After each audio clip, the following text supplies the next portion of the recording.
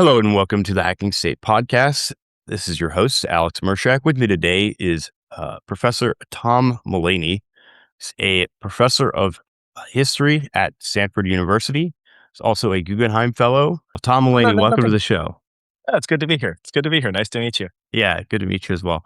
Um, so you're a pretty, uh, interesting guy, right? Got a background in, sinology. Mhm. You're I would say a historian of China, and you've written previous books as well. The Chinese Typewriter specifically, which was very well awarded. And so I just wanted to start off by asking you a little bit about your background as a historian, your experience in publishing other works outside of academia, and why you chose to write this one. Sure, sure. Well, first of all, thanks for having me on the show and for for your interest in the work. So I've been on the faculty at Stanford for 20 years. This is my 20th year. I'm a professor of modern Chinese history and the history of technology, and I direct the Stanford's program on science, technology, and society. So, how we disappear is I did a tally. I think it's my eighth book, but it's my first book with a trade press. This is coming out on Norton, which I'm very excited for. My first book, which was based on my dissertation at Columbia University, was a study of the categorization of ethnic minorities by the early Chinese Communist state in the 1950s, right after the revolution in '49. And then my second and third monographs, I guess, not edited volumes, were this two-volume history on the global history of Chinese information technology. So the first book was The Chinese Typewriter, which, despite its name, was actually the history of late movable type, Chinese telegraphy, typewriting. And then the second book, The Chinese Computer, which basically picked up the story right around the Second World War, more or less up to the present. So I've been studying information technology for a very long time, teaching on it for a very long time, and that was, I guess, part of the aquarium that I as a fish swim, and which also brought me to studying not how things are put into formation, but also how they fall out of formation, how things degrade, collapse, disintegrate, senesce, go obsolete, all of the Mm, different words that we have for how things disappear. And so it's both a departure for me, but something that has been my companion since I was in grad school. this line of consideration about um, is it really the aspect of maintaining records of things, through technology? Is that what you mean by, us disappearing? That in a sense, there's without the ability to do proper documentation and preservation of those documents, there's a lot of institutional, cultural, historical, maybe even technological knowledge that can just be gone. Yeah, so that's a big portion of it. That's definitely a big portion. There's a story that is really bracing for me, but kind of drives the point home. Is I have a colleague who is a librarian and archivist, and many librarians and archivists, they read the obituaries. They read who has passed because part of their role in their job is to pay attention and see individuals with interesting histories and life histories, prominent individuals from different walks of life, is what's going to happen to their their papers in their home office, or something of that nature. And so a colleague of mine had many conversations with this particular individual, very prominent in the history of computing and technology, while he was still alive, and saying, listen, have you given thought about, after your retirement or after your passing, what are you planning on doing? And they reached sort of an oral or conversational agreement that Stanford made a good sense as a place to be the long term custodians. And on one of the days, he saw news that this person had passed. He waited a respectful amount of time, called I think it was the individual's son, and said, "Hi, my name is. I'm very, very sorry for the loss, your loss. I've been in extended conversations with your father, and he wanted to perhaps consider Stanford for this critical history." And the response was, and I don't know if I'll keep it sort of PG-13 for your listeners. The response was, "Oh, that bleep, I threw that away." And so, in that one fell swoop, uh, this irreplaceable part of the history of, in this case, a very prominent company in a very prominent arena of the technology is gone, and probably forever. But you can't fully blame the son, because in the real world, what is death? What does death of a parent look like? It's grief, it's confusion, it's tons of paperwork, and death is involved. So, and it's my gosh, how are we going to find time to drive up to the house and rent a car and bring the stuff? It's real. It's, for lack of a better word, it's really real. And first and foremost in all of our lives, including historians, but in all of our lives, is getting through the day. What do we keep? What do we not? How do we get the kids to school on time? And in any number of decisions that this person's next of kin made was, we don't need that old, those old banker boxes of stuff, so we're going to recycle them or throw them away. That made perfect sense, perfect sense as a decision for someone living their life. And then from the standpoint of the historian, it's like a library going up in flames. Hmm. But it never made the news. There are no firefighters that rushed in to try to protect it. It's just part of the everyday way in which we lose the past. And so that's just one of a million examples we could talk about. But yes, the sort of basics of, historians need sources with which to reconstruct the past, and those sources disappear in any number of ways, and make our job that much harder. So, um, I guess uh, is where does the book start from? Assessing this as a problem and laying out possible solutions, because it seems to me like there are potential policy implications. That's a direction that you could go down. You could also build in sort of just better cultural norms around what to Hmm. do with people's, I think of it these days as more of like your digital life, right? Like a lot of the artifacts about you are going to be created and preserved there. Oh, sure. But obviously for a lot of older figures, as well as certain kinds of professions and so forth, there's actually going to be a lot of physical documents and other related things that you need to be preserving as well. So how do you Yeah. think about approaching the solutions? Not saying that you have the So answer necessarily. yeah, yeah, yeah. Well, so there's two aspects to it. One is that, so for me, the book starts with my father's death, and just the day by day process of going through his bedroom and his belongings, and these became moments to reflect, or points of departure into the bigger history of the book, which is not limited just to my family, but is a story of the universe itself. The universe has been falling apart since its creation. Life came billions of years later. So the universe has been falling apart for billions of years longer than anything ever rebelled against that, which is you could call life itself. But within that, there's sort of two ways to think about it. Is, on the one hand, you're never going to solve it.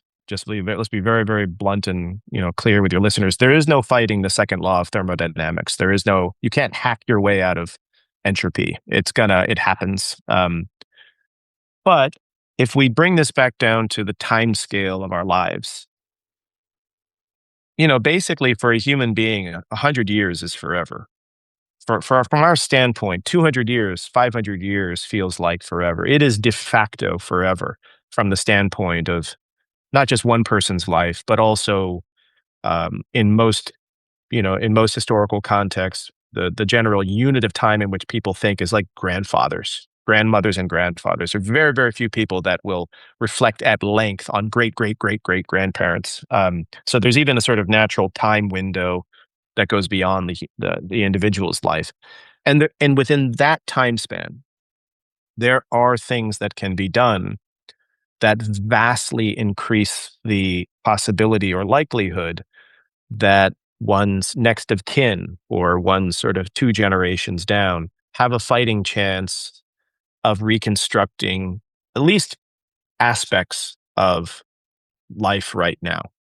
And then by contrast, there are, the opposite of that. There are measures that one can take, and then there are measures we tend not to take.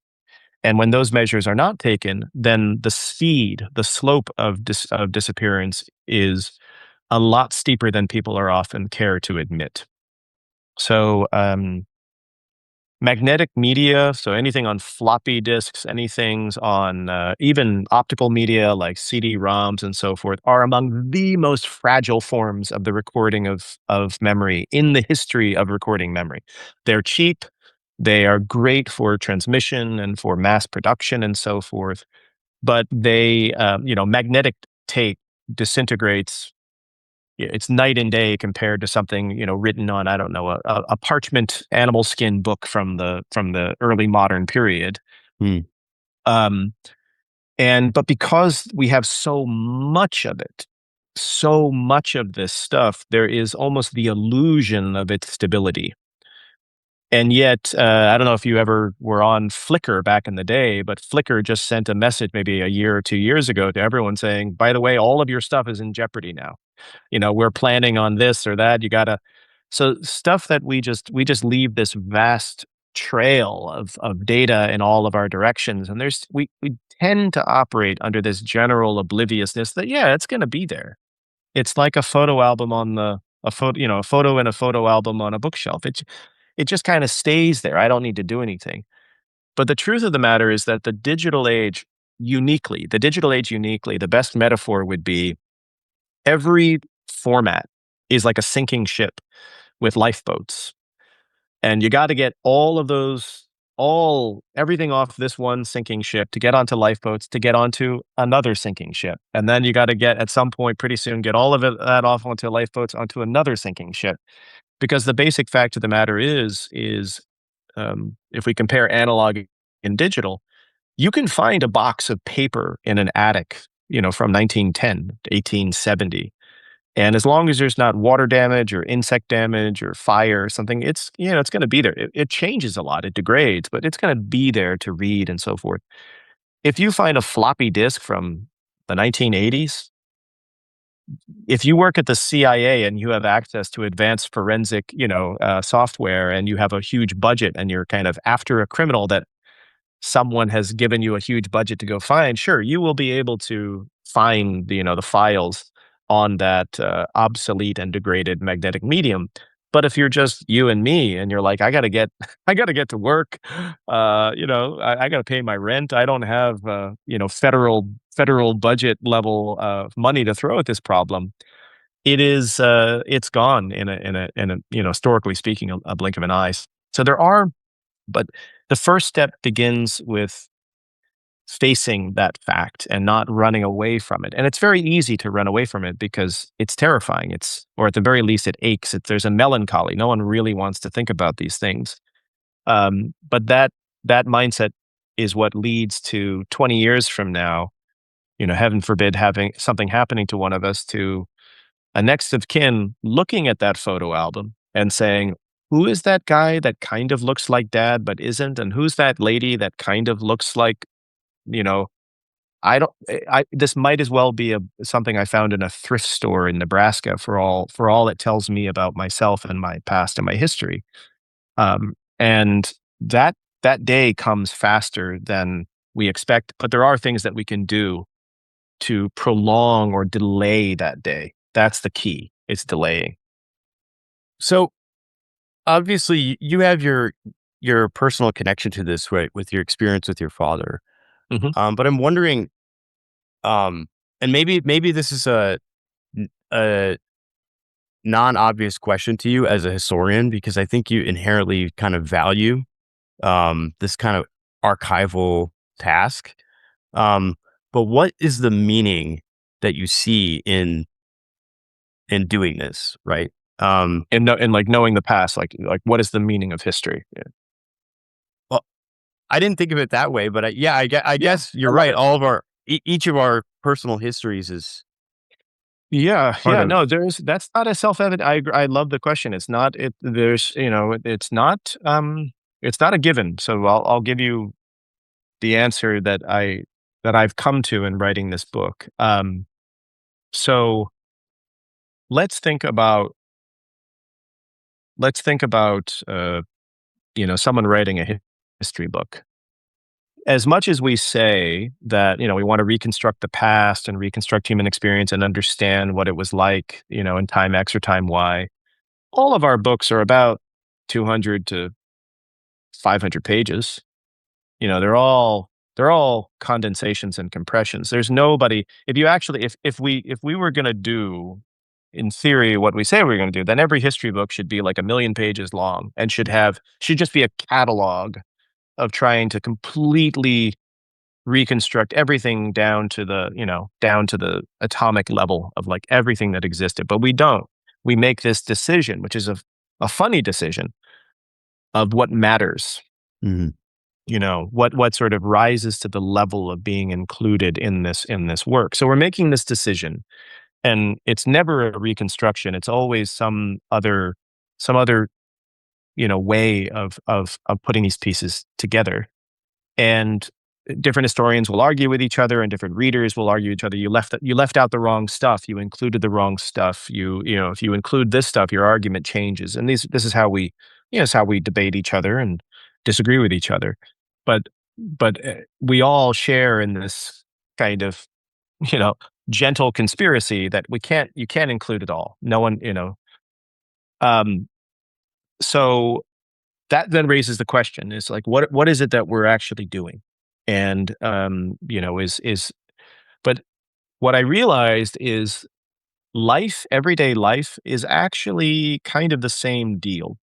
So just think about you going through, it's Monday for both of us, it's 2026 for both of us. We're going through the stuff, like we're experiencing things, we're human beings experiencing things. At the level of experience, we are just a chaotic, kaleidoscopic swirl of sensory. There are gamma rays hitting you. There's light rays hitting your rods and cones. There's air pressure on your shoulder. There's the fabric of your t-shirt on your body. There's the feeling of your headphones on your head. If we actually tapped into experience, we might just go nuts. Oh yeah, I mean, yeah, so what we do is we clean it up. We decide most of what our brain and our body does. Like our eyes, our ears, our nose. We're not actually seeing machines and hearing machines. We are not seeing machines and not feeling machines and yep. not hearing machines. And so we're just ruling out 99.9 repeating percent of these stimuli and all the stuff that's going inside in our head. We don't chase every thought. Because we got to keep it together. And so we're in the same boat. We do with regard to ourselves, our own lives, what historians do to the past. And if we didn't, just let's bring it to life. If we didn't, we wouldn't be able to get to work on time. We wouldn't get out of bed. Like it would just be game over at that moment. And so then the question becomes: but no one would ever ask, why do we do it? We do it because I'm alive. I want to live my life. Like, I think life's worth living. I'm going through it. And that's something that would live. Like, if I actually tapped into the experience of life, I wouldn't be able to live. So we kind of clearly understand at an individual level why it is that we do this. It turns out that they're basically, though, two sides of the same coin, because one of the things that human beings do in that, infinite fly swatting of 99.9% of the stuff is we are every single second of our life recreating our identity and recreating like a feeling of being a coherent thing on planet Earth.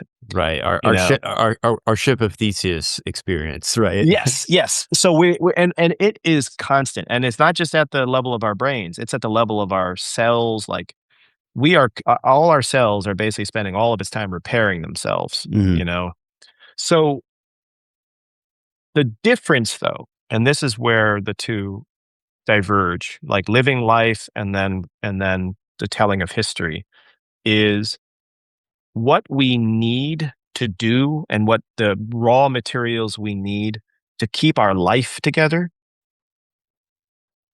is different than the raw materials and the processes of keeping history together.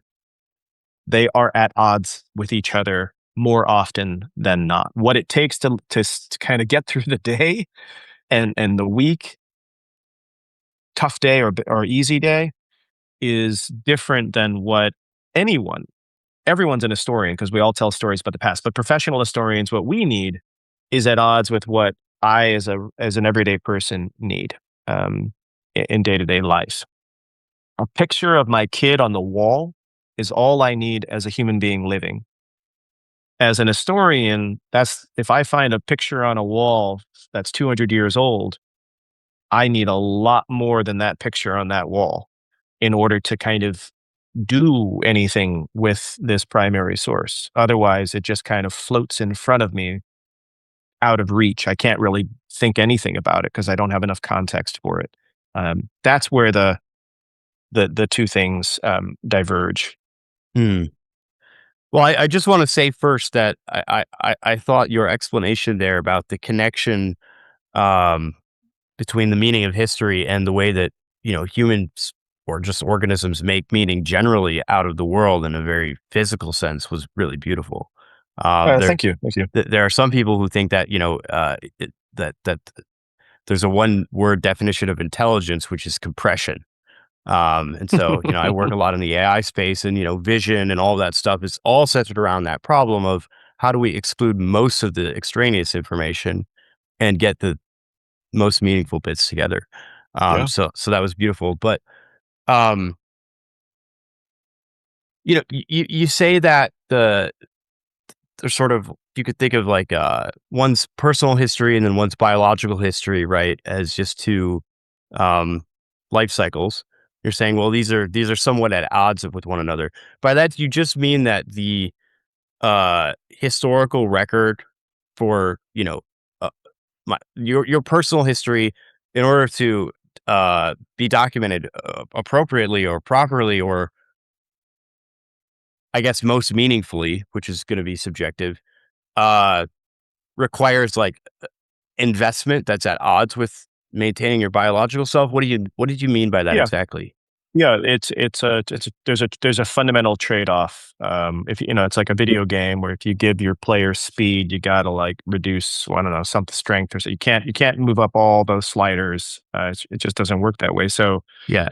I think the example, and these are each chapter basically slices off yet another way in which we disappear. So the examples I'm giving maybe come from one or the other, but aren't representative of the whole book. But like, something is, I use the example in the book that I when I was boarding the flight to get to get home to Maryland, when I thought I was there to help my mom after her surgery, and it turns out that I was there to be at my father's deathbed instead. But I used the metaphor of the boarding, right, or the example of the boarding pass. So here I have this document. It's got it's got all this juicy stuff that a historian would love. It's got dates. It's got geographic locations. It has my full legal name. It has some other stuff in there. Like this is the stuff that we salivate over because it just has it's like the beef bouillon cube of context and so forth. For a moment, I, the passenger, Tom Mullaney, treat that boarding pass very similar to the way that an archival historian would. So, like before I board, Right. when I need this thing to work to get on this plane.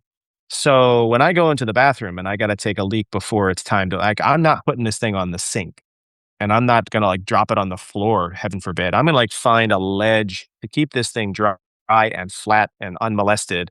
I'm gonna do my business. I'm gonna dry my hands thoroughly.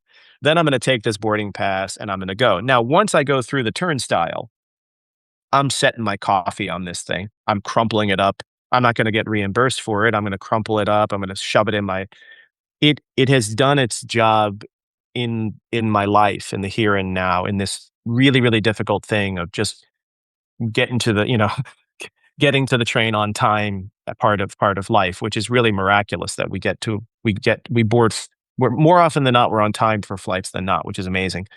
Um, and so there's this period in which this like there's a parallelism between living life and then maybe what an historian needs after, and then it just really, really radically departs. Uh, and so I think in the beginning, when I started on this book 24 years ago, well before anything happened to my parents. It just became kind of an obsession of how is it that things fall apart uneventfully, like not five-alarm fires and genocide and acts of destruction and electrical explosions inside museums, but just this everyday jostle by which stuff falls away in all of its different ways. And then it kind of really came to a fore after my father's death, and just you know after a period of mourning and then trying to make sense of it, it kind of crystallized as such. But when I started the book, I was very much in the camp of the historian. I was like, my religion is history. We have a right to know the past. It's like, and anything that stands in the way of the reconstruction of the past, get out of the way. It's like, this is a fundamental aspect of being human. And in the process of writing this book, I realized that that mindset takes for granted how hard it is just to keep life itself together. Um, so I used to take for granted the idea that at 9:01 a.m. on Monday, I'm Tom Mullaney and I'm standing in front of a group of students at Stanford University, and they all have different names and they have different backgrounds, and I've got my PowerPoint slide. And at 9:02, I am still Tom Mullaney and I'm here at Stanford and in front of these people doing this. It's like, well, of course, continuity is normal. Short of a meteorite hitting, things just continue, right? It's just that's the way it goes. In studying this in all of the different aspects, from a biology standpoint, material sciences, cognitive science, et cetera, et cetera, et cetera. It's like, no, no, no, no, no. Getting from 9:01 to 9:02 and everything still being intact is actually that all of that uneventfulness is actually an indication of a phenomenal amount of work from, an innumerable number of actors, both humans and non-humans, that get us that continuity and that coherence. And so before I, as the historian, start to kind of lament, how come humans don't do a better job of making my job easier? It's like, well, that's because human beings, and including all of us, have already this immense task of keeping order in a universe that is basically allergic to order. And then comes the question of whether or not we have enough leftovers for history. So I had a total sort of 180. I still believe in my profession. I do it. I love it. Nothing has diminished in that realm, but I place it in a different part of human existence than I think I did before when I started the book. Wow. Wow. Um, I've been writing a piece myself over the last few months that is nowhere close to this level of commitment or as your book, but um, where I'm talking about creativity and living organisms, and I say, well, uh, there's two kinds of death. This is I was looking at the famous death squared experiment from John B. Mm, Calhoun. Um, and he opens that experiment talking about revelations, and he says, "Oh, there's death of the body and there's death of the spirit." And in mm, this work, I'm trying to connect uh, spiritual death to loss of the generative faculty. That is, all living beings are, inherently anti-entropic. They're all resisting entropy in some way. There's a creative impulse, right, in all living organisms. This manifests both biologically as well as, non-biologically. You could even say maybe it's a maybe it's a modularization of that instinct, but basically in creative works, right? So human beings are also creative. And in this Mhm, piece, I describe spiritual death as disconnection from the impulse towards creation.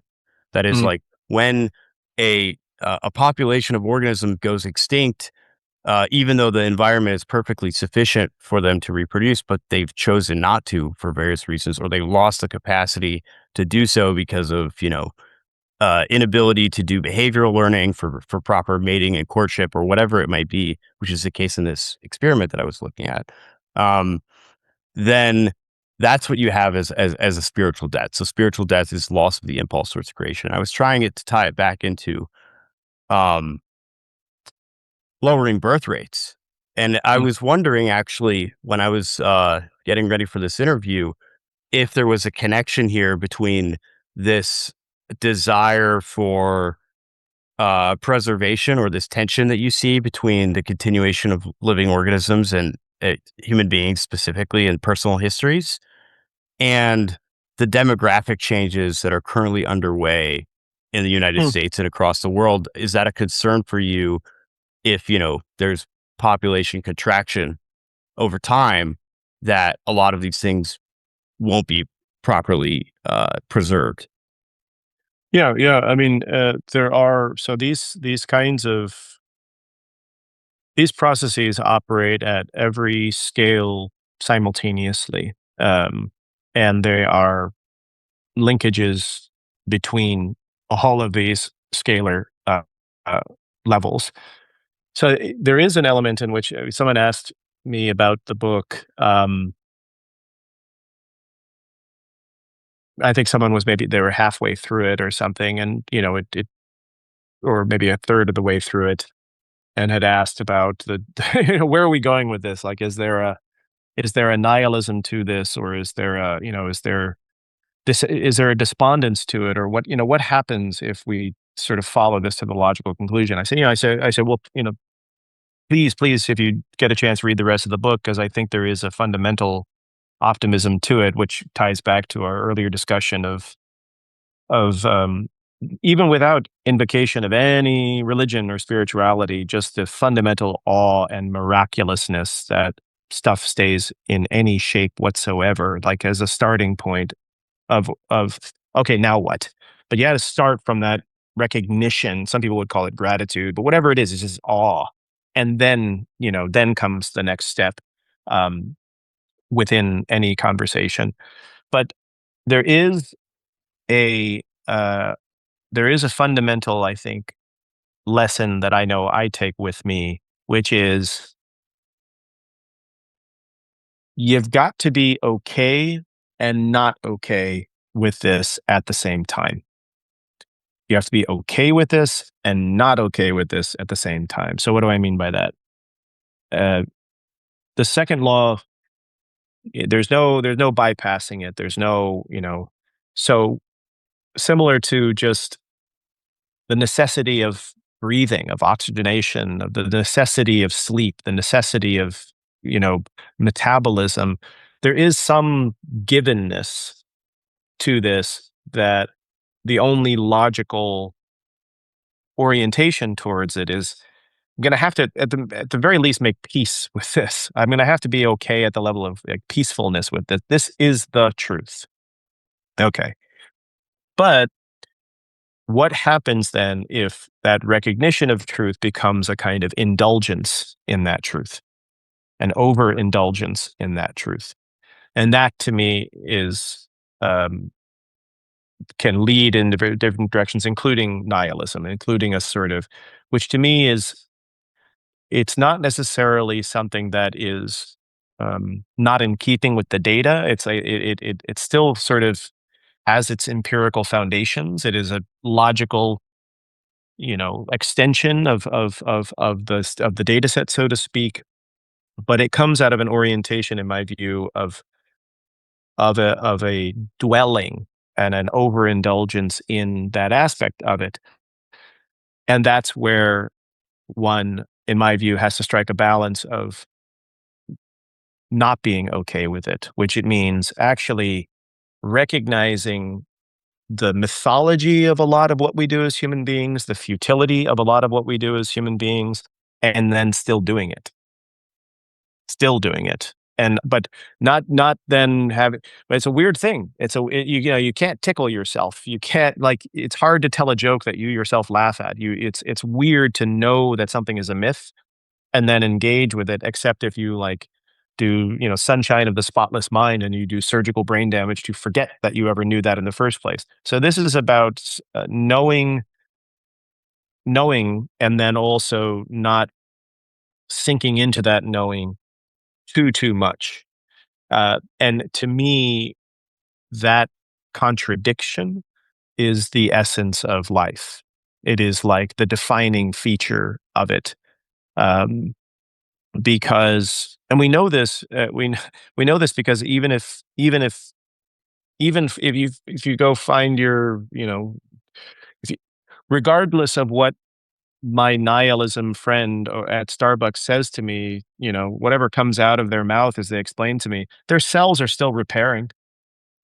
Their cells are still desperately trying to, you know, so there's an internal contradiction that's going on even in that moment.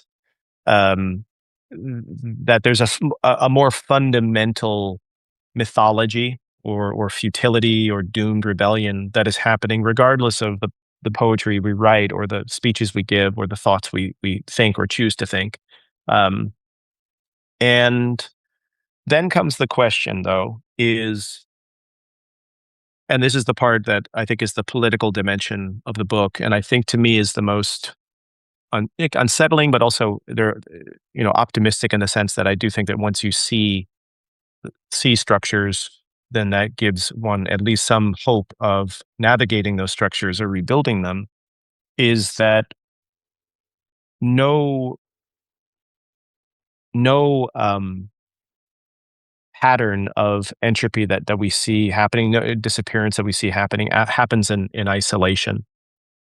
None of it happens in isolation. They're what what we have at any given moment is, let's call it an economy of the differential velocities of disappearance. And those are the throttles and the toggles that can be changed.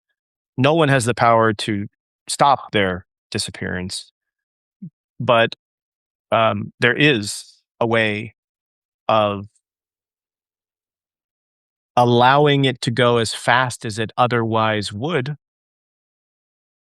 in some cases versus in other cases versus in other cases. And uh, that is where the realm of human politics comes into play, because and that's, you know, to me one aspect of the book that I think about a lot is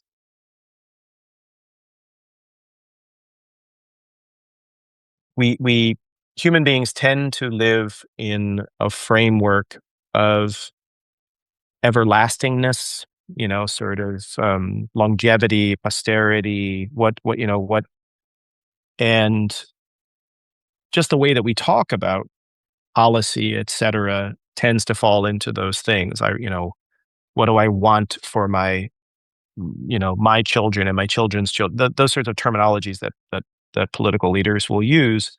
Um, but what is something, and in our everyday life we talk that way. But there's another way that people talk about life, which I think is very admirable. I think is probably a very recent phenomenon, at least in the U.S. Which is, no, I don't know, last 20 years or so, people having open conversations about end of life. You know, I'm thinking of things like do not resuscitate orders, or families sitting down with their next of kin saying, you know, while they're still fine, while they're still okay, or maybe they're in the early stages of a terminal illness and saying, like, everything's fine right now, but I want everyone here to know that if there comes or when there comes a day of this, this is what I want. This is what I consider to be dignified, in line with my values and in line with the way I live my life. So I want to say over how, to the extent that I can, over how I die, because that's part of my life. what we haven't really started, I've never witnessed it. I mean, I'm not to say that this isn't happening somewhere in some conversation, is a similar conversation about the next part, which is disappearance. The next part, which would mean um, there are, just like I know the mortality, that's inescapable. Disappearance is also inescapable. And so when we talk about this part, I want to talk not just about how I want to be remembered, and therefore I want you to put my name on a park bench where I used to watch the sunset, or I want you to, like, if we're really wealthy, I want you to name a building after me, or I want to, you know, no, this is how I want to live forever. Is I would love to be forgotten the way a name on a park bench is forgotten. That to me is dignified. If two lovers going on a second date sat on a bench that had my name on it and ignored my name and didn't Google me, and, like, for all intents and purposes, like I didn't exist, but, like, that's how it happened, I find that to be an incredibly dignified way to disappear. By comparison, the idea of someone taking, a statue of me that just, like, is frozen, like, in a square, and, like, it's got pigeons all over it, and people are, and no one looks at the sign, no one Googles me, but no lovers ever sit there to have a conversation around me. Please don't. I don't wanna disappear that way.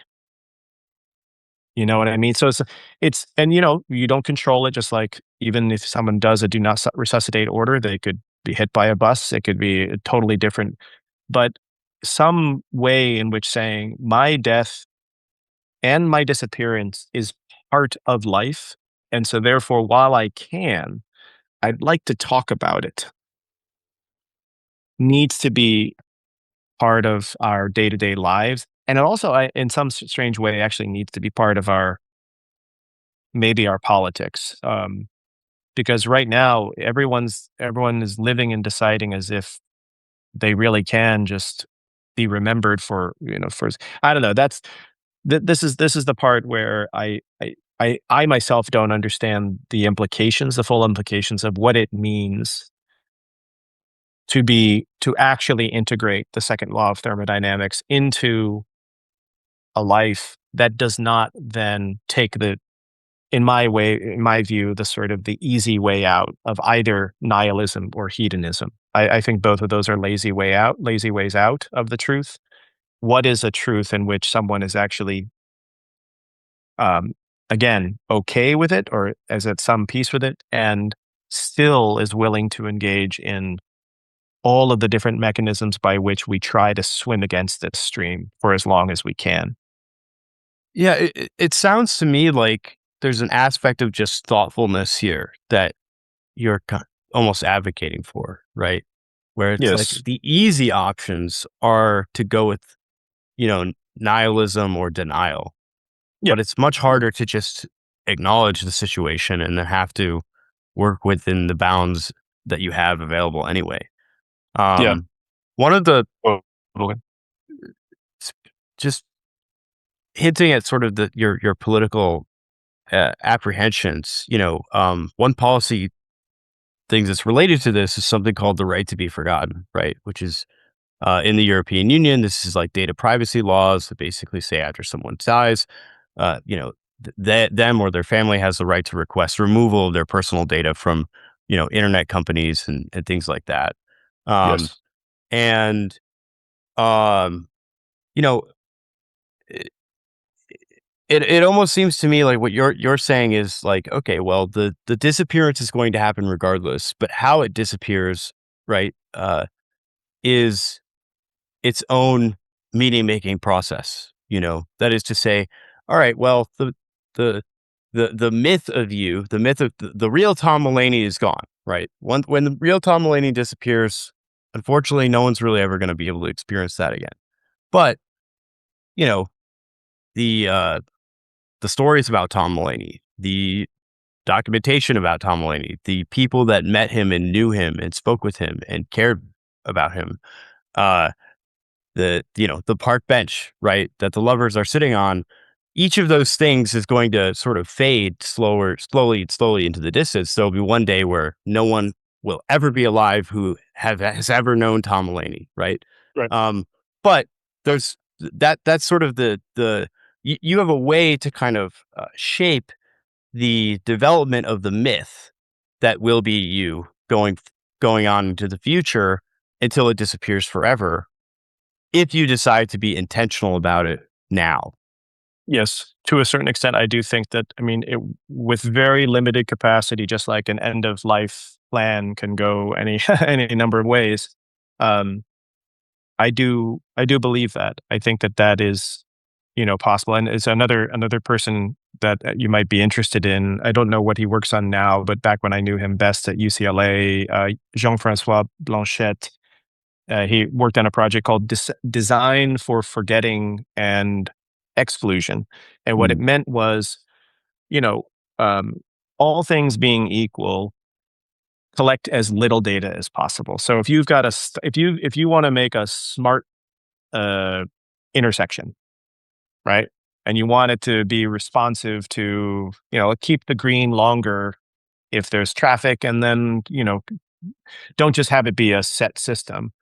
Well, all things being equal, let's embed a weight sensor in the road versus have this, flock camera on a pole. Because yes, that AI powered camera will do the job of this, but it will have all of this additional capacity and it will end up being used. Like yeah. there's no one will leave that battery unused. So it's there is this idea of, and I mean, from an intellectual standpoint, from a political standpoint, I really respect that. I think that that kind of deliberate thoughtfulness makes a great deal of sense. And then from the standpoint of longevity, um, there's I was on an interview, and we got to kind of practical aspects of how does this translate if someone really wanted to prolong or delay this.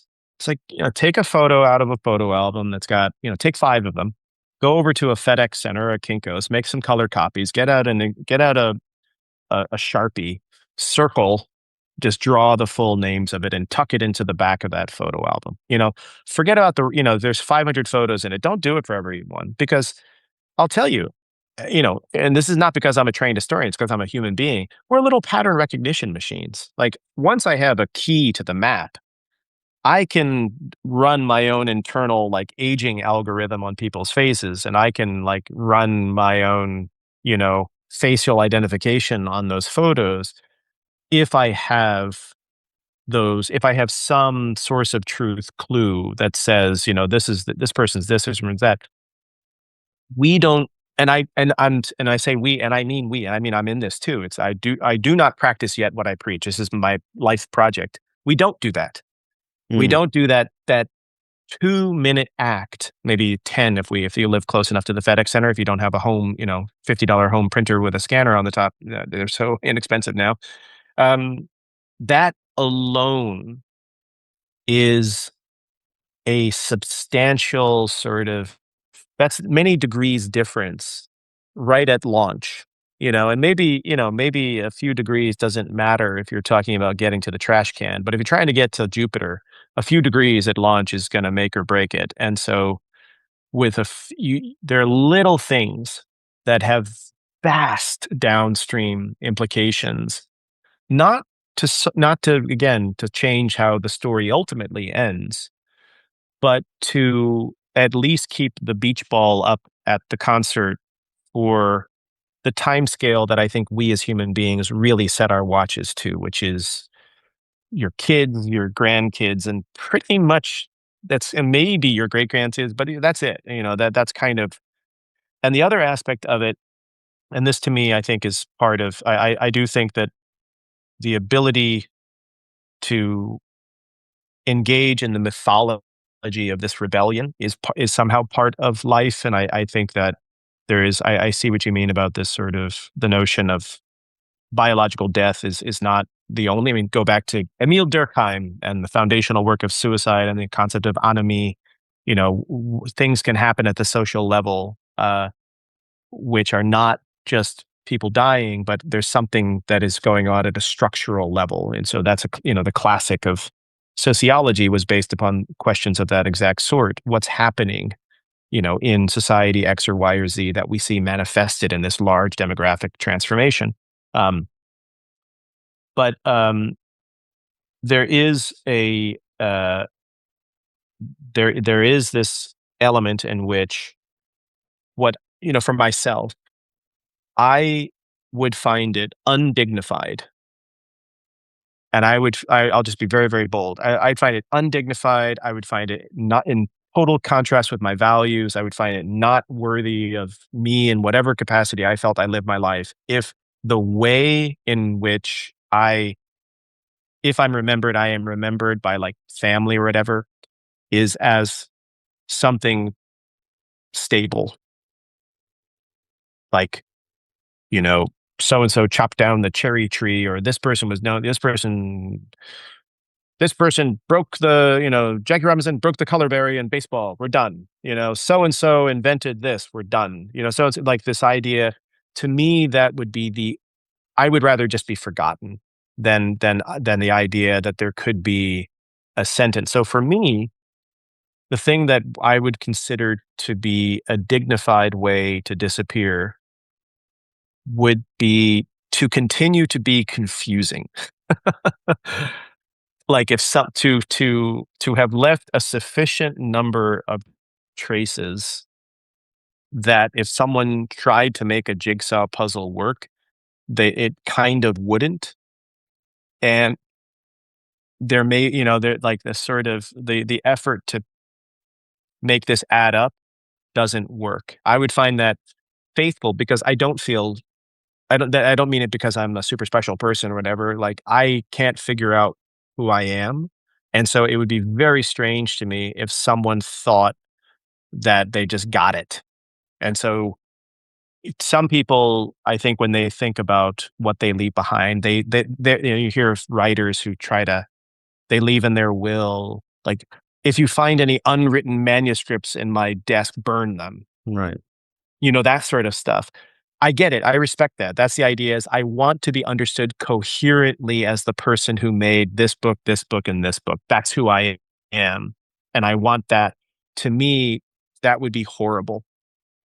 I would rather, to the extent that, like, my grandkids, if I ever have them, like, it's like, oh, cool. Did you know that grandpa wrote these books and he was known for this? But then we also found this like half-baked book over here and this utterly awful graphic novel that I guess he tried to do, and then we found these little things, like, I would rather them see the books as like, well, at least he got those over the finish line, and like, but otherwise he seemed like a hot mess. That to me would be a more faithful understanding of me as I understand myself, as opposed to grandpa just left us the absolute finished products and then burned everything else, and so all we have are these statues. And that to me is death. That's like the third death, if there is another one. Um, so but everyone has different, some people might like that statue with in the middle of a city, even though if no one looks at the placard, and someone might think, my gosh, I'm such an important person. I've lived such an important life. How could a park bench? That's it. That's all, that's all it adds up to. So again, whatever people's answers are great. I think they're fine. As long as they are not utterly delusional of like living until the end of the universe. Uh, and as long as they are sort of tuned to who they are. But we just don't even talk about that. At least I very rarely find myself in conversations where people really want to talk about this kind of stuff. So that's the first step. Yeah, yeah. I keep seeing visions of the poem Ozymandias throughout this conversation, right? Yeah. You think Yeah. you're going to be remembered on this stone, and some guys like finding it in the desert Yeah. Um, uh, one of the other things I was thinking about as well was like this notion that you said that you don't want something that's sort of static or that could be so easily figured out.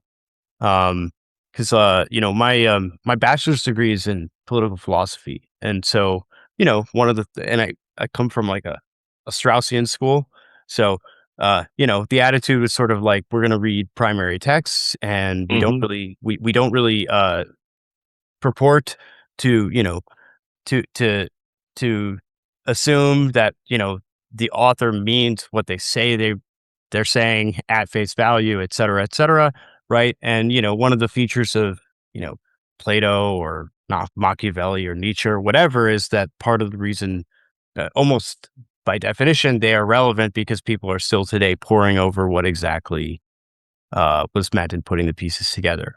And so that's a Mhm. way to sort of maintain, um, I guess, relevance, right? Is Yeah. if there's still attention uh, Yeah. on the individual afterward, or it could be some other contribution, right? Like, helped so many people here and there. So, are you saying that the meaning for you is you're leaving it up to the individual to decide what they would find most meaningful, but you do want them to put in the effort to at least make the Yeah. consideration? Make the consideration, and, but and yeah, and so the idea, like, I'll give you an example of if I've written lots of books and it's not like they are Harry Potters or something, but they've had sufficient circulation and impact where within my little aquarium, I'm one of the fish that's like, okay, we've read this fish, okay, so and so I've read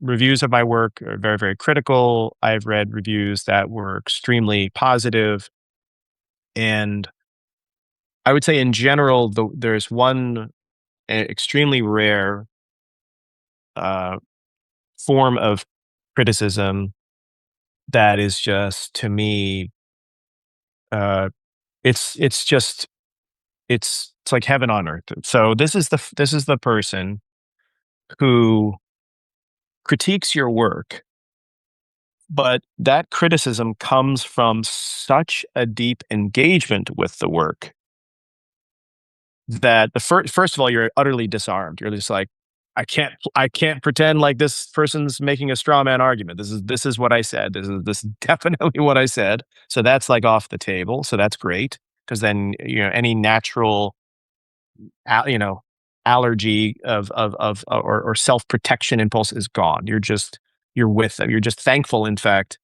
of the time and effort that they went in to really sit in your chair and like kind of put the pieces together exact. So you're like, boom.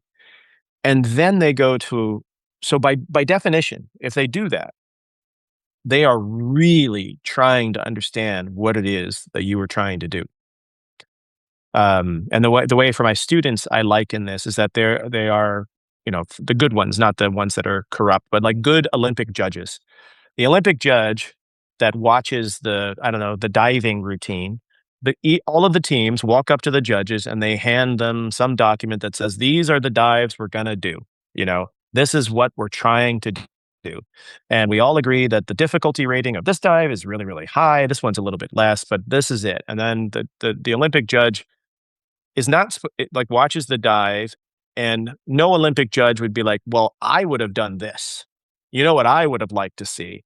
It's like, "No, no, no. This is we told you what we're trying to do." And then you're seeing the execution of that multiplied by the coefficient of the difficulty rating of that, or that's somehow factored in. And that's kind of what and so the reviewer's disposition is, I'm not trying to find the book I wish I would have written if I were in your nervous system.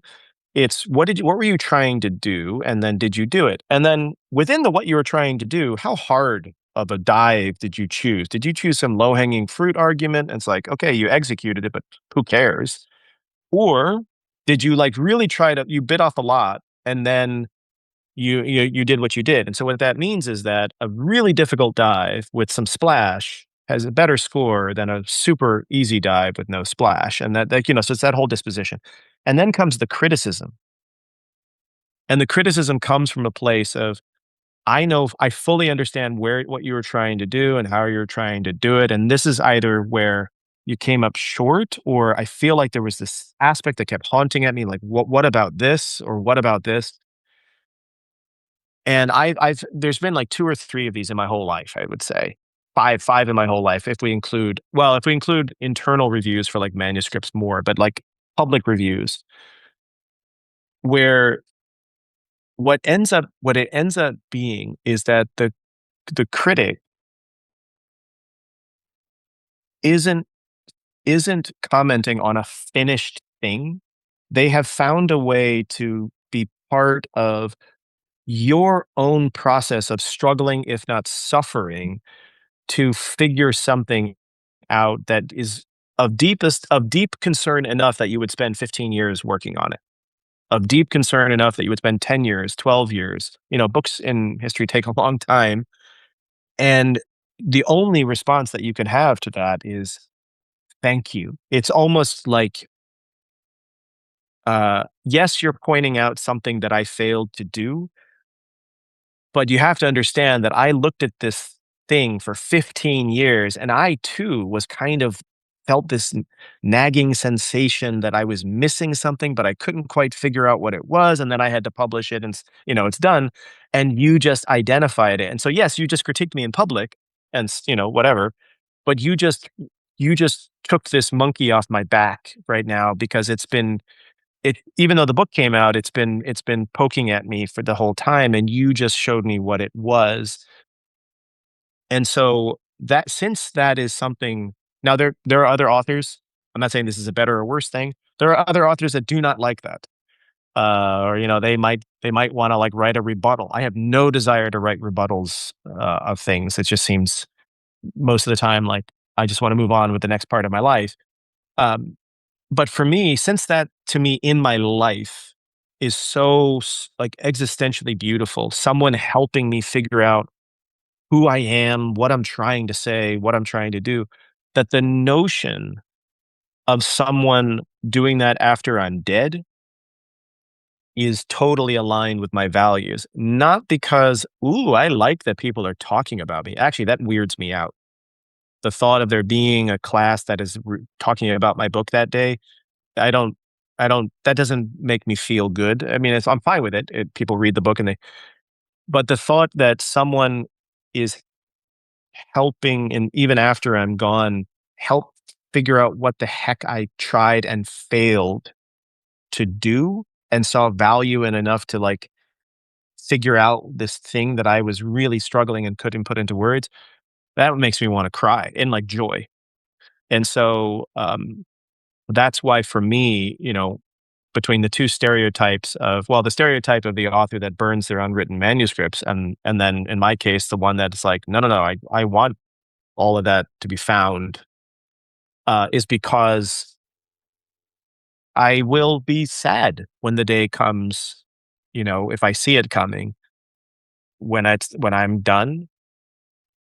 Part of my sadness, I'll be to forever not see the faces of those I love. That'll be the number one.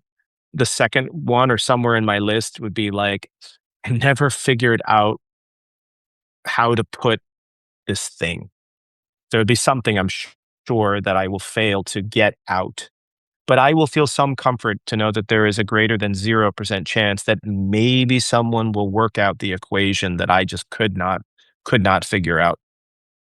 Um, so that's kind of how I would love to disappear. And then later on, who cares? Hmm. You know what I'm saying? Uh, I mean, I like that because what you're saying is like it's really meaningful to you that the reviewer is taking part in your meaning making process, right? yes, And that continues on potentially after your death. yes, It's sort of, this is the reason in a way you've been like cosmically understood in terms of like there's this yes, thing that you've dedicated a tremendous portion of your life to doing while you're here. You know the meaning. I mean, you know partially the meaning of it. You probably don't know the full meaning of it to even yourself, but there's something pulling you in that direction. And now yes. someone else has collaborated and seen that, not only seen it, but also engaged with it in it Yes. in trying to Yes. find the same thing. Yes. And the sadness and the flip side of the sadness is I cannot do that with my mom or my dad. Yeah. I never fully grasp the degree of their fearfulness, like they're a fundamentally fearful. I'm a very fearful person, so it's not like I don't understand that. Um, but so withholding of themselves that I don't even know what they were working on, to be honest. I really don't. And I don't know. I would have loved, I think that that would be a wonderful way to pass on or whatever the expression is to my kids. Like, kind of like the crossword puzzle my dad never finished. This is the Sudoku puzzle, so to speak, that my mom died trying to solve. Maybe it's not my puzzle. Maybe it doesn't keep me up at night, but this is kind of the one I think kept them up at night. And I don't know, like maybe every now and then I'll open up that crossword puzzle and I'll work on, I'll see if I can kind of both two things, like insinuate myself into maybe a little bit a better understanding of who they were as humans, that this crossword puzzle would have bothered them so much, like kind of a thing. And kind of like guess at what kind of person might find this crossword puzzle so interesting. And you use the clues that you do remember from them when they were alive. And then that's a way of understanding somebody, is by understanding what haunts them, what puzzles them, what, um, but there was especially, I mean, my dad was a bit more, had more loose ends, so to speak, to tug on, I think even after death, but my mom was so thorough, uh, that I know she was a bundle of puzzles. I just have no idea what those I really have no idea what those puzzles were or are. And so then so, like, so the me and so the but I'm not so sure that that wasn't her dignified disappearance. You see what I'm Mm, saying? Like, right. maybe that was her park bench. And so then you get this intergenerational problem of like, you chose a park bench. I really wish you had chosen Mhm. something else, because I'm not a park bench guy. And so maybe I can't understand. I can't fathom an alternative reality in which but it's still speculation. She worked so hard to to keep so many aspects of herself so unknown. th- I mean, I'd describe it to like the level of like, yeah, I think the adjective pathological would not be inappropriate in the sense of the amount of energy put towards something of this nature, that it's hard to imagine that she did not need that, in fact. And then this is where I said, at the beginning of our conversation, pre-book Tom Mullaney would have been like, damn you. Like, what right do you have to stop the historian in its tracks? The history just has, it's open access, right? And then now I've come to full circle where, if that's what mom needed to get from Monday to Sunday, I don't know who I am to say that, you know, I wish it had been different, because like, I really, really come back to this notion that it is miraculous that anything stays in shape. Um, and so we can't just take that for granted. And yeah, Yeah, I mean, for so long, human beings struggled against just the basics of yeah, survival, yeah, you know, yeah, um, yeah, keeping it um, together and getting just the basic stepping stones of our lives in place is yeah, an accomplishment in itself, let alone, leaving a legacy or determining how beyond that, determining how that legacy should be remembered, right? exactly. Yeah. So now we're kind of, historians can be, and I'll include myself in this list. We can be. I was joking with a colleague that, it's parents like take time off work. They get everything wrapped up before going on vacation. They book tickets. They earn all the money to buy those tickets. They like charge up the iPads, and then you go. And then your 5-year-old might complain that at the Holiday Inn breakfast there's no strawberry jam. Mm. You know what I'm saying? And like it makes sense. It's like that's my favorite jam, and it's not here. And I totally get why you're complaining. And then there's just like, do you understand the logistics that went into just this moment? And of course, no, and neither. But then we're at this place now where we're both, in this metaphor, we're both the adult and the kid. And I do think that I think that that's ultimately, I'm not sure if healthy as a judgmental word is right, but it is the way to be. It's that idea of knowing this truth, but not indulging in this truth, being okay with this truth, but not being too okay with this truth. All in once. Yeah, I'm not sure if this is the appropriate term. But the initial meaning of agony or agonism, like the sort of you know the roulette ball that just won't go black, it won't go red, it just stubbornly sits on the edge, and you know that to me is that's life. Yeah, Um, so I do want to ask you a little bit about what you think people should do. sure. You're taking a very kind of modern liberal view on it. It's sort of everything's about people's personal, individual preferences and values and so forth.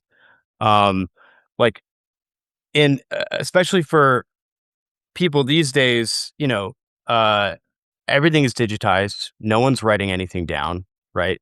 um, uh, should we be should I have like a bunch of hard drives in my back room? Yeah, I was at a party the other week and someone took a Polaroid picture of us.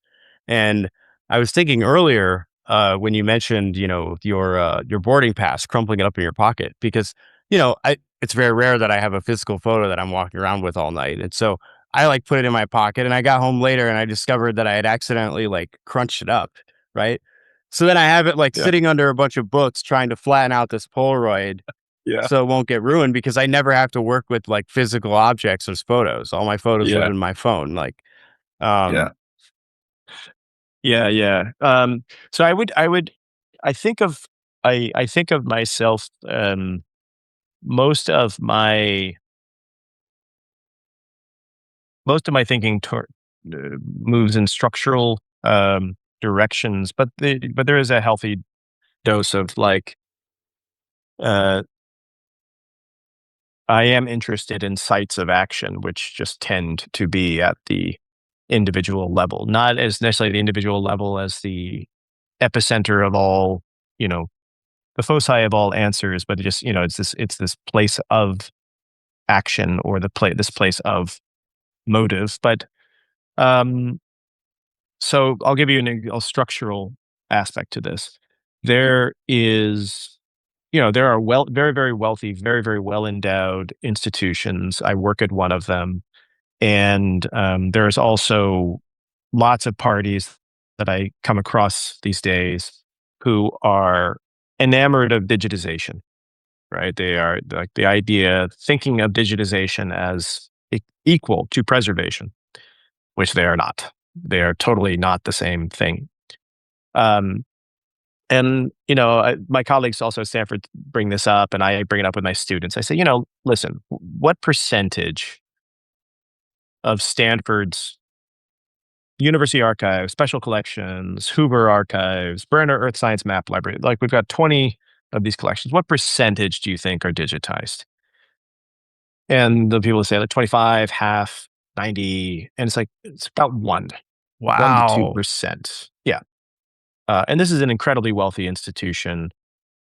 Um, and so then the thought is like, oh gosh, why don't we just, can't we move that up? It's like, well, think about this. Like Google can do its Google Book project probably illegally back in the day, because they were working with this uniform object called a book. And so you can put they're stable, they're bound, you can put them in this machine and it can it can either, if it's a new book and you don't care about damaging it, you can flatten it. And even if it's not, you can apply certain kinds of corrective algorithms that, compensate for the curvature of the page and flatten it out, all that sort of stuff. We're talking about World War II letters of different shapes and sizes. Some are double-sided, some are, the inside of an envelope has additional writing. Every single shred of every single collection is in some sense unique, and so you'd have to basically job up every one of these things. So be enormously, enormously expensive to do. If you wanted to go to 100%, my backup napkin is you're in the billions. If you're talking about like sort of institution wide, it's enormous. Wow.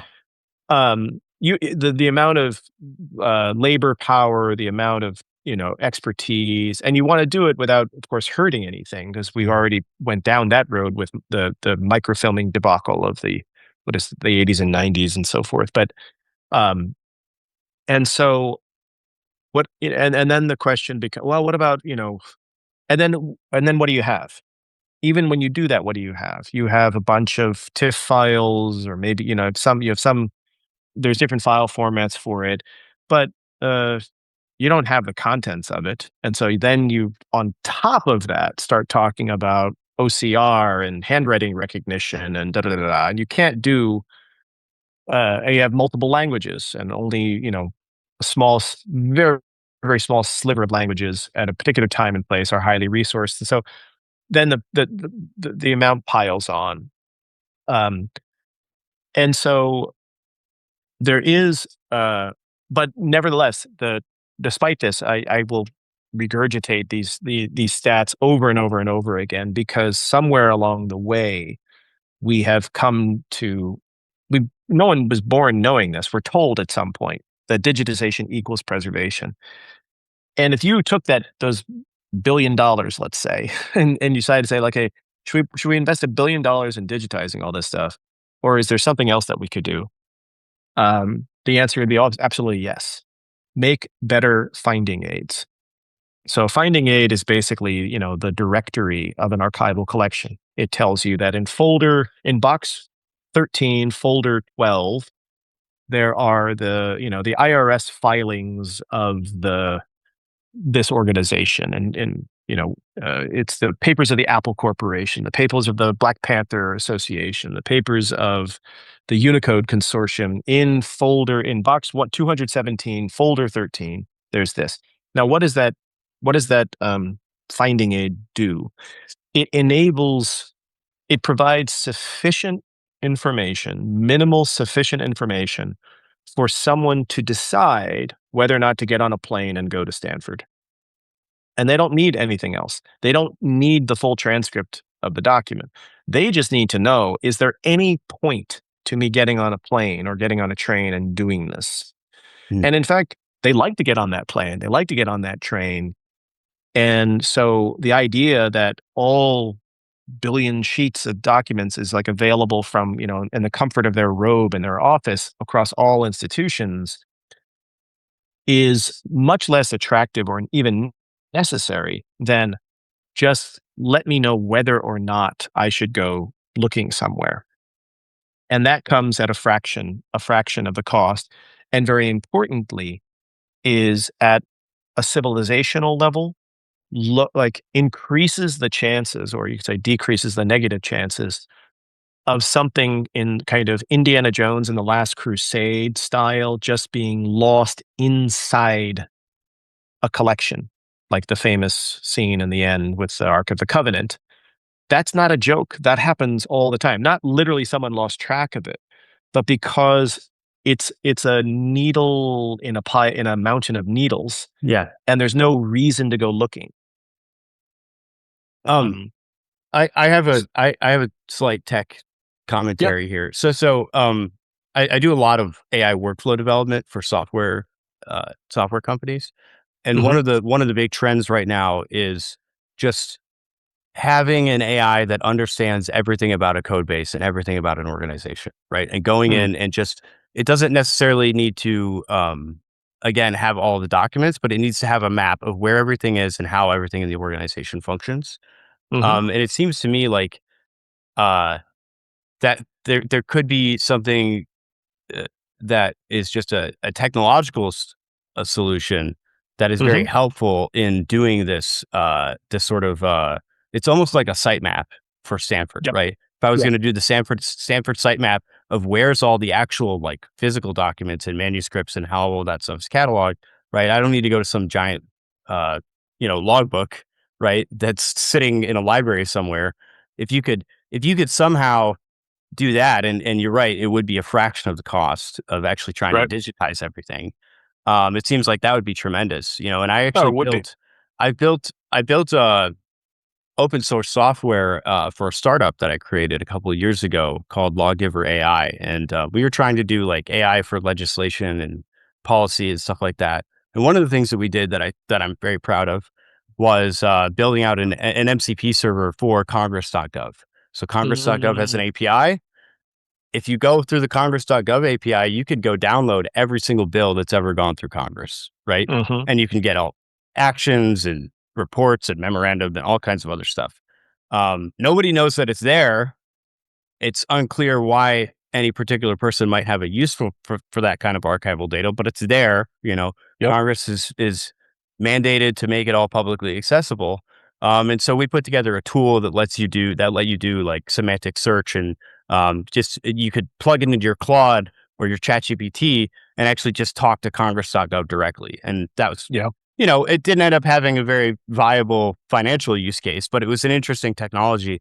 And I would imagine similar things could be developed to help just sort of ease you're talking about kind of just lowering the friction and the opportunity cost of academics and historians and other individuals that are doing real deep archival work, trying to just find where Yep. is this stuff? Do I need to go to the Smithsonian? I mean, do I need to go to the Vatican? Do I need to go here? Like, there's all this uh, data that's just sitting, Yeah. idle. Exactly. And it is lowering the opportunity cost. Exactly right. Because no one is going to sight unseen. I mean, well, sometimes you do make this decision. You have so little in the way of a lead that you do the equivalent of like, well, we don't know where the murderer went, but they were in Chicago. So I'm just gonna go to Chicago and just start walking around. Like sometimes you have to make archival decisions that are as granular as that. Mm, And then you just invest time in sort of an initial scan. And I joke with my students, not joke. I say, listen, I went to in my for my dissertation. I was looking for this smoking gun source, and I had to sort of think about when it was produced and who might have produced it and where it might have ended up. And so I found this one likely place, and I spent 4 months there, and I made 5,000 photocopies. You know how many of those pages are cited in my dissertation? Zero. And then I went to this other place and I found the smoking gun. So it's something that, is part of our practice. And it's not, maybe it's surprising for someone that doesn't do it to realize that that's actually quite par for the course. But all things being equal, having let's call it, instead of a 1% chance, having a 5% chance or a 10% chance, that's an enormous difference. 1% chance of finding something versus a 10% chance of finding something is an enormous difference. Putting aside the time spent in a hotel room, racking up per diem costs and being away from family. And so I guess like the sort of the metaphor to bring it back to the initial question is um, that that act of, I mean, as crunched up as that Polaroid is, and whatever repair that the book weights are going to do, chances are that whatever those Polaroids from that will probably outlast all of the iPhone photos that were taken. Not necessarily in physical form, but in retrieval, in integration into everyday life. It is far likelier that you or someone else at the party is actually going to stick that Polaroid to like their cubicle than print out or make a Yeah, backdrop. yeah. You see what I mean? So Mhm. in and then let alone, you know, every file format that exists today will not exist in 100 years. It's just like up to including the most sacred ones of .pdf and so forth. There is a very high likelihood of drift in these forms or any number of other ways that it goes. And so ironically, you know, the I don't know who convinced us that digitization equals preservation, but it is so widely assumed that they're kind of synonyms to each other that that mistake alone accelerates the disappearance process in immeasurable ways. Um, there was something that really I found interesting. There's a I forget where I learned this, so I it's one of those in the depths of my mind.